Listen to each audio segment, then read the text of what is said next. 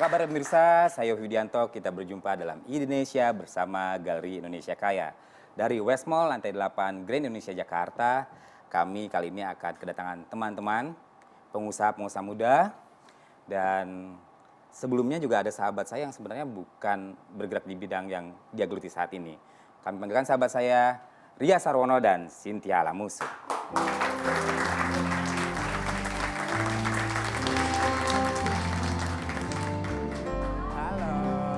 Apa kabar?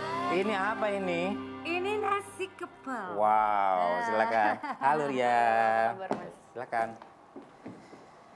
Aduh, taruh di pianonya boleh? Gak apa-apa, boleh banget, boleh banget. Tia, Ya. kok bisa sih tiba-tiba usaha masak-memasak ini? Langsung memasak. Ini kebetulan, Mas.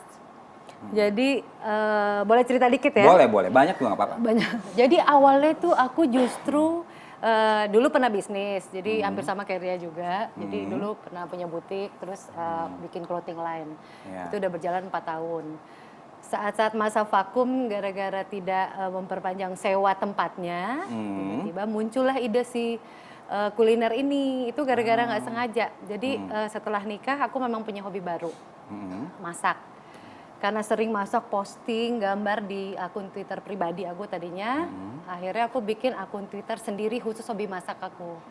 Namanya @dapurmamatia. Mama Tia. Dapur Mama Tia. Dapur Jadi Mama Tia. buat narsisan aja gitu, Mas. Jadi habis masak, foto, terus aku share resepnya kayak gitu. Awalnya dari situ. Terus 2011 itu barulah kepikiran untuk memulai bisnisnya. Jadi setelah 1 tahun aku bikin akun Twitter itu, baru muncul ide untuk bisnisnya. Nah, cara membisniskannya seperti apa? Bener-bener dari sosial media awalnya. Jadi dari si Twitter @dapurmamatia itu, terus aku posting produknya seperti apa gitu. Jadi memang nasi kepal ini aku ide awalnya memang dari, jadi secara size-nya itu aku terinspirasi dari nasi angkringan, nasi kucing kecil-kecil mungil-mungil. Tapi isinya itu aku inspirasinya dari nasi kuning Gorontalo, kebetulan daerah asal ayah saya gitu. Udah dari Twitter, kemudian berkembang buka line telepon 2, yang tadinya aku cuma berdua sama asisten rumah tangga, bener-bener semua secara kebetulan. Sampai sekarang alhamdulillah sudah jalan hampir 4 tahun. Udah punya dapur sendiri, udah punya beberapa armada juga, karena kita memang melayani sampai Jabodetabek. Wah. Nah, sekarang di dapur Mama Tia itu yang membedakan dengan yang lain apa? Masakan apa? Apa khas Gorontalo Manado atau? Iya, ini jadi inspirasinya tadi aku bilang perpaduan kali ya. Awalnya mungkin memang masakan yang aku sini adalah masakan memang tradisi keluarga. Jadi ada sambal roa, terus dendeng suwir gitu. Jadi nasi kepal ini khasnya aku bikin 8 macam pilihan toppingnya gitu, Mas. Kemudian berkembang juga karena suami Mas Surya dari Betawi, aku masukin juga ada jambal pete. Jadi terus ada Jawanya, ada ayam semur. Jadi macam-macam, mulai dari yang pedes banget sampai yang levelnya yang manis, yang nggak pedes. Hebat ya.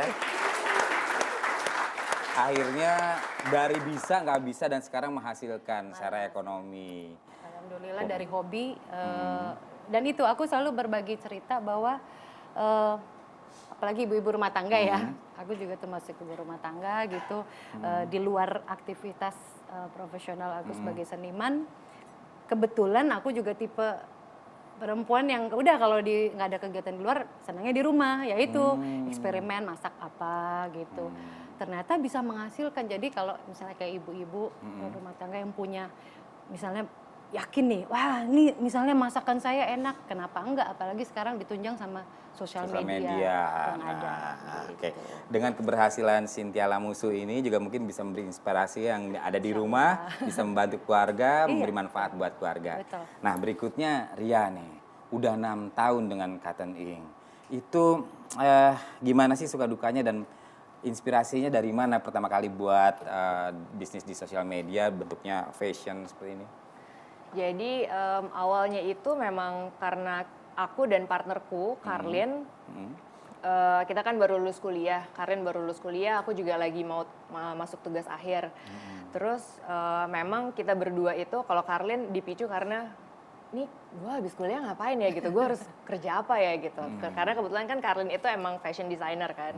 Gitu. Sedangkan kalau aku lulusan graphic designer gitu. Jadi kita semacam mengawinkan dua bidang itu.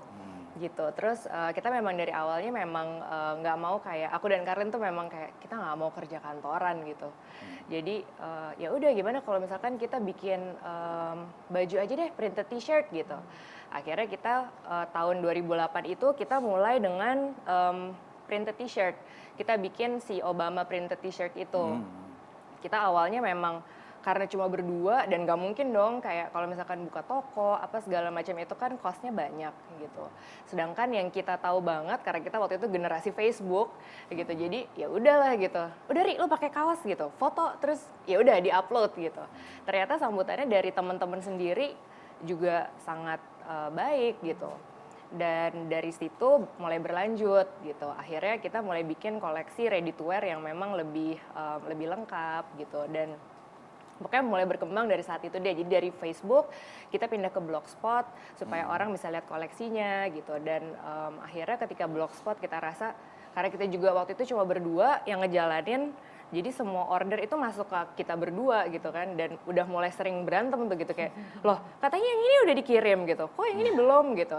Semacam udah kayak gitu, akhirnya kita pikir kita perlu bikin satu sistem nih untuk order-order yang udah mulai waktu itu udah mulai cukup banyak gitu. Akhirnya dan karena variasi produknya juga udah beragam, udah nggak mungkin tuh kita cuma mengandalkan kayak order by email gitu. Jadi akhirnya udah deh kita bikin web store aja gitu. Ya udah gitu, akhirnya web store pertama itu di tahun 2009. Hebat ya pemirsa. Sesuai dengan kebangkitan nasional, ada kebangkitan juga dari pengusaha-pengusaha muda. Semoga ini menjadi penyemangat untuk teman-teman yang menyaksikan Indonesia malam ini. Tetap di Indonesia, jangan kemana-mana.